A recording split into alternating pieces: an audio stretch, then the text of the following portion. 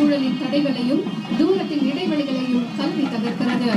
கடந்த 5 ஆண்டுகளில் தமிழ்நாடு அறிவு சிலையை திறந்து வைத்து சிறப்பித்திருக்கிறார்கள். கற்றணை தூரும் அறிவு சிலையை திறந்து வைத்து சிறப்பித்து மாண்புமிகு தமிழ்நாடு முதலமைச்சர் அவருக்கு மனமார்ந்த நன்றிகளை தெரிவித்துக் கொள்கின்றோம். குறிப்பாக ஒரு சிலை அப்படிங்கிறது பார்த்தீங்கன்னா நீங்கள் சொல்கிற மாதிரி சிலைகள் வந்து உலகத்தில் வந்து நீங்கள் வந்து தியாகம் செய்தவர்களுக்கு வைத்திருக்கிறோம். இது வரைக்கும் வீரத்தை பறைசாற்றி விதமாக அதற்கு நாம் வைத்திருக்கிறோம். முன்னோடிகளுக்கு வைத்திருக்கிறோம், மன்னர்களுக்கு வைத்திருக்கோம்.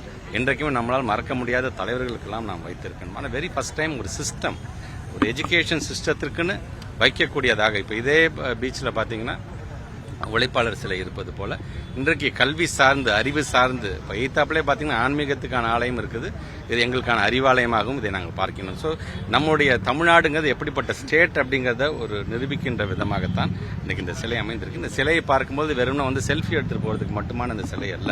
இந்த சிலையை பார்க்கும்போது இந்த எஜுகேஷனில் இவங்க என்னதான்ப்பா அவங்க செஞ்சுருக்கிறாங்க, இவங்க அப்படி என்னெல்லாம் சாதிச்சிருக்காங்க அப்படின்னு வரும்பொழுது எங்களுடைய திட்டங்கள் எல்லாம் பார்த்தீங்கன்னா கண்டிப்பாக அவர்களுக்கு நினைவுபடுத்துகின்ற விதமாக இந்த சிலையை பார்க்கும்போது அமையும் என்ற நம்பிக்கை. இதை பார்த்து உத்வேகப்படுத்து ஊக்கப்படுத்து இங்கே வரக்கூடிய பெற்றோர்கள் பிள்ளைங்களோட வரும்பொழுதுலாம் இதில் இருக்கக்கூடிய ஒருவராக கண்டிப்பாக நீங்கள் வந்துவிட வேண்டும் அப்படிங்கிறத பறைசாற்றுகின்ற விதமாகத்தான் கற்றணை தூரும் அறிவு அப்படிங்கிற ஒரு சிலையை ஏறத்தாழ 1,43,00,000 ரூபாய் செலவில் இன்றைக்கி நாங்கள் தமிழ்நாடு முதலமைச்சர் திறந்து வைத்திருக்கார்கள். இதுபோல நல்ல செய்திகளை நம்முடைய பத்திரிகை துறை ஊடகத்துறை சார்ந்த நண்பர்கள் நாட்டு மக்கள் கொண்டு செல்லுங்கள் என்று நான் கேட்டுக்கொள்கிறேன். இன்ஸ்பிரேஷன் நாங்கள் ஒரு 4-5 விதமான இது கொடுத்தோம் தமிழ்நாட்டுடைய முதலமைச்சருக்கு. அவர் டிக் பண்ணது தான் அதில் ஒரு 4-5 விதத்தில் எதுன்னு டிக் பண்ணும்பொழுது அதில் எல்லாம் இன்க்ளூசிவாக இருக்க வேண்டும் அப்படிங்கிற ஒரு அர்த்தத்தில் தான் இன்றைக்கி இது நாங்கள் வந்து கொடுத்துருக்கோங்க.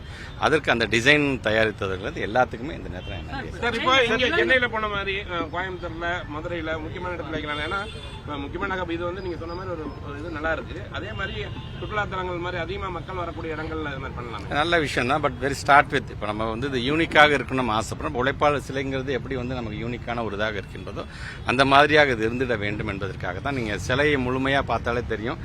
2 இளைய சமுதாயம் வந்து இருக்கக்கூடிய சங்கிலியை உடைத்து விட்டு அவர்கள் மேலே பறக்கிறார்கள். காரணம் நம்மளாம் படிச்சிடவே கூடாது இருந்த ஒரு காலத்து ஒரு அடிமை காலத்தை அந்த சங்கிலி உடைத்து காட்டுவதாகத்தான் அது வடிவமைக்கப்பட்டிருக்கு.